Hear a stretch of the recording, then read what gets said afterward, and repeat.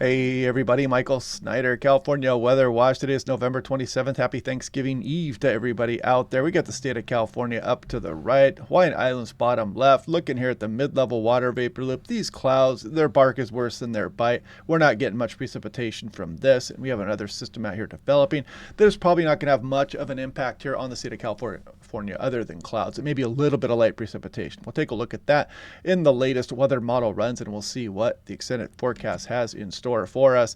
Taking a look again here, there's some ground clutter and some Doppler radar beams running into terrain and some light precipitation here that's pushing off to the east across Arizona and some of Baja here, but we're wrapping that up quite quickly as we go through the day today. Taking a look at storm reports yesterday, and you might not think yesterday is a big deal, but if you run into some of these rocks on a roadway or you go over a flooded road and get swept off the road, it can become a big deal pretty quickly here. So that's why, even in some of these smaller storms, it's good to just be aware of your surroundings and what the weather forecast is. And check this out, Mesonet Station, Mammoth Mountain, 72 miles per hour. This was yesterday morning. And if I click on some of these, look at some of these snow totals. 17.2 inches. If I click on that one right there, 26 inches, Cottonwood Lake, Snowtail. So yeah, fun stuff out there. We'll continue to monitor these storm reports as we go on in through the rest of the fall and the winter months. Now, taking a look at 24-hour precipitation totals. Again, these have largely wrapped up, but we did get some across some of the higher terrain of Southern California, but this is beneficial stuff. It's quite nice to see, and you can see some bigger amounts across some of the southern Sierra Nevada here and just mainly small amounts across the coastal ranges. And I selected this station here. You can see there's Gold Point and Silver Peak right there, and you can see Highway 395, I-5 is way over here, or the 5 as we call it in California. And this station does all kinds of cool stuff. Of course, temperature, pressure, lightning detection system, wind. It's got a haptic rain gauge because it can tell you when it starts raining at your house. You can see the UV index showing that some of the sun is shining out there right now. So great Christmas gift. Go ahead and click on that link down below to save 10% off. It may still be 20% off as well. So go ahead and give that a look. Now, taking a look at the Doppler radar, or what the Doppler radar may kind of look like here. This is actually just 6-hour precipitation amounts. But again, we've wrapped up the precipitation though as we go through the day today. We're not expecting anything here over the next 60 hours at least. And now we're going to start to take a look at the extended forecast. This is the GFS. This is hot off the press. So if we put this into motion, there goes our trough. It's getting out of here. And this system off our coastline is going to be losing its punch. It's not going to have much of an effect on California other than some clouds. And then you see the ridge start to build here as well. And the GFS wants to also keep an upper level low around, and this could bring some subtropical precipitation if the GFS is right. The Europeans not having anything of this though, so this is just something interesting to watch off the extended forecast. We'll see if the European latches onto this or the GFS just discards this solution as we go through the day tomorrow. And now this is the next system developing off the coastline here. And you see it doesn't get its precipitation towards the state of California, and it does show a little bit of light precipitation maybe on the day Sunday, but again, not much to write home about. Just some of the clouds from that system will be across the area.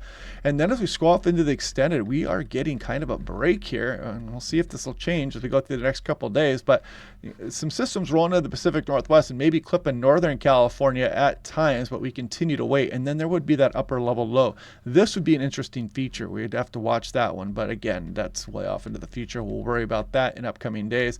And you see active weather maybe returning to the Pacific Northwest. How far will those storm systems get south? We'll have to just wait and see.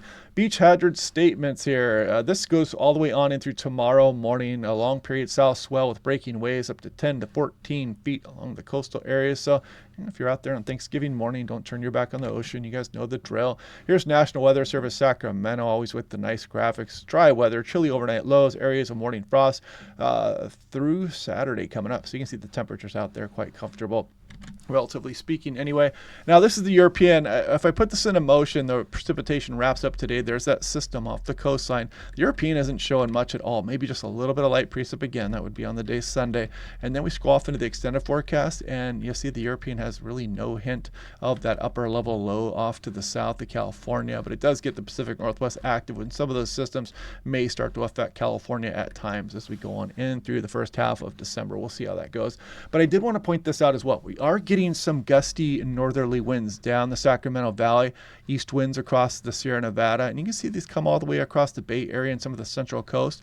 Northerly winds, gusty variety here, so heads up, those are crosswinds for the interstates across some of the desert areas and rolling down across Las Vegas and portions of western Arizona down towards the Salton Sea. So that's going to be with us here for the next few days. You can see, back that up. This is this afternoon. You see some of these northeast winds pick up across some of Southern California also, this offshore wind as we go on in through tomorrow, and it kind of hangs out through Thanksgiving as well. So you'll probably notice that on Thanksgiving night, pick up again there out of the east, and again, some strong northerlies across the desert area. So if you're traveling back and forth, just kind of keep that in the back of your mind. 6 to 10 day temperature outlook, above for the west, below for the west. You saw that in the weather models. Here's the above for the west, the 8 to 14 day, and we'll take that with a grain of salt, of course, at this range, because we could start to bring some systems back into the area during this time frame. So we'll see how that trends. But otherwise, what else? I'll probably be out documenting some of the wind damage here across Pacific Northwest, and I'll put out a video on that as well if anybody is interested. But that's what I will be doing here today as I wait for Thanksgiving to arrive tomorrow. I hope you guys are having a good day. Otherwise, click like and subscribe. We'll do this all again then, and I will talk to you tomorrow.